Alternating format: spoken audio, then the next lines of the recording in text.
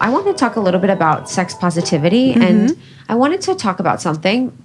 So what I perceive to be happening within sex positivity, which we've had sex workers on, like we've run the gamut of talking about a lot of topics, is that what I see labeled as sex positivity feels to me like it's from the patriarchal gaze. It feels to me like there still is that element of the patriarchy within what sometimes is labeled as sex positivity, and it's still for the benefit of, like, not the people that we want it to be the benefit for. Have you found that to be, like, what are your thoughts on that? And, like, what are your views of the sex positivity movement in space? My working definition of sex positivity is that this is a position that honors whatever your own organic relationship wants to be and is with sex, and doesn't shame. You don't shame yourself, and we don't shame other people for their relationships with sex. And we recognize the diversity of healthy sexuality that can exist in the world, even if something that somebody else likes isn't something we're going to integrate into our own sexual story. So I'm not sure if that's the same definition that we're working on, but... Yeah, I think it is the same ideal, but not as specific, and I think yours is right. I guess I just see sometimes, like, music videos or just some things that are in the media or pop culture that feel like they're supposed to be sex positive, but don't actually feel like it's for the pleasure of a woman. It feels like it's for the aesthetics, or like the shock factor, or like for like online culture, rather than like a genuine like body love and pleasure within oneself with another partner or by yourself. No, I see what you're saying. I think that there definitely is an element of sex positivity that still, for people who have a more patriarchal ideological mindset, they're going to both slut shame and they're going to commoditize someone else's sexuality. And I think maybe an important distinction to make is that the only people who can objectify someone is the person doing the objectifying, right? So if somebody chooses to be sexual, we don't know what their experience is, right? And I think we've got to parse out what's the difference between being sexual and being sexualized. And what I hear is that your concern is that some women may think that they're being sexual, but in fact they're being sexualized. Or maybe they don't even think they're being sexual and they're pandering to a role. That's what it feels like, the role sometimes. Yeah, I mean, it's something that I think about a lot, especially when we talk about things like mainstream porn and pop culture. And I think it's really important to know that there's a tremendous, variability in terms of why people do the things that they do. And it's not for anyone to say what's empowering but them. Yeah, I love that. Yeah, thanks for digging into that. It's just something I think about, because it's like, I guess, when you think about porn, you can think about the porn created for women, like from the female gaze. And it's like women's bodies that are more, normal or body neutral. And then it's like situations and experiences and lovers that feel more organic and feel more natural. And it feels less of like that commoditized version like you're talking about within normal porn, or just sometimes within pop culture, where it's like always from the same perspective of like white cis, big boobed, blonde haired women, or like a man that looks like this in a situation that looks like this. A woman could potentially be disempowered, all of these things.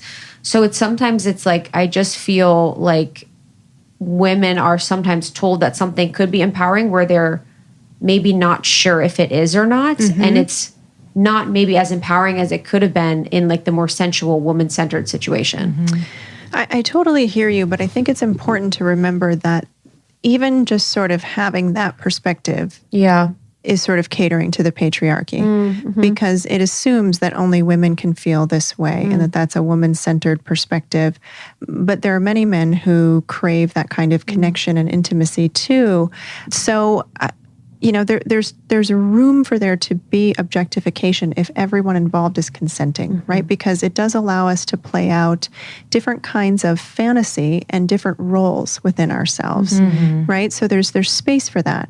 Where I think it gets sort of co-opted is that mainstream, free, non-ethical, non-feminist created porn tends to be thematically very degrading, male-centered, and very limiting in terms of sexual diversity and pleasure. And it's completely non-realistic. But when we sort of factor in, the way that society has told women not to be sexual, not to want that kind of stimuli, I wonder what it might look like in 30 years when there are more women stepping up to that cause and making more female-centered porn or the feminine gaze, or just ethical, making sure that it's presented in a way that's realistic as well as objectifying in moments.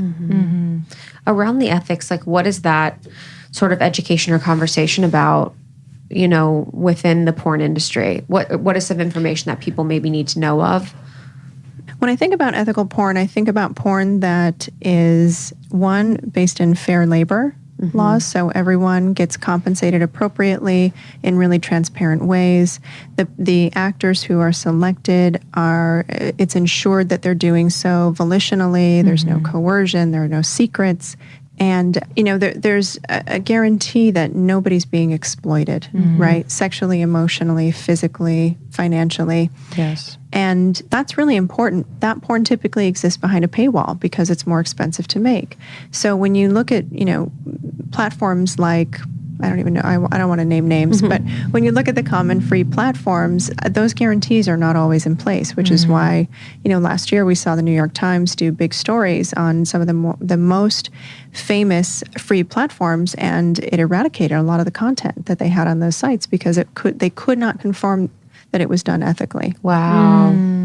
That's interesting. It's like when journalism is really good. At times it can be a little, out there, but then it's like, wow, that was an important story that really changed things. And it seems to me like the sex positive conversation really is based on the consent and like the full participation, where, because I can see an empowering moment of like a woman who is in a music video and she's wearing like a beautifully like revealing outfit, dance, whatever.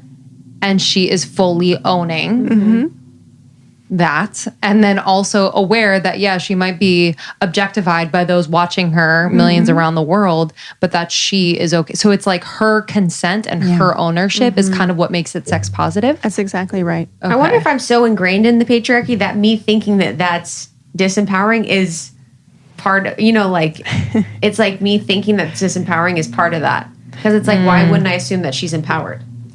I mean, it's a great question. And I think so many of us are contending with levels of internalized misogyny that feel like a constant rolling back of layers. Yes. Right? So I can't answer that question for you, only you can. But, I know for my own edification, I went through similar questions too. Like, how can that even be empowering? And how does it make sense when there are so many people watching who are shaming her? And is it really sex positive? And the answer is, I don't know, because I don't know what her perspective is and what her motives are and what it does to her soul, right? For some people, it might light them up. And for others, it might do that momentarily. And then they might have feelings later that contradict that empowerment. But for some people, it's empowerment all the way. Thank you so much for tuning in to Morning Microdose by Almost 30. We hope you enjoyed waking up. As always, we encourage you to take what resonates and leave the rest. If you enjoyed this trip, tune into the full episode on the Almost 30 podcast. All episode information can be found in the show notes. Make sure to subscribe, and if this becomes a part of your morning routine, be sure to share it with a friend. We have new inspiring doses Monday through Friday. Follow us on Instagram at Morning Microdose. And follow Almost 30 at Almost 30 Podcast. Thanks for listening. We'll see you in the vortex.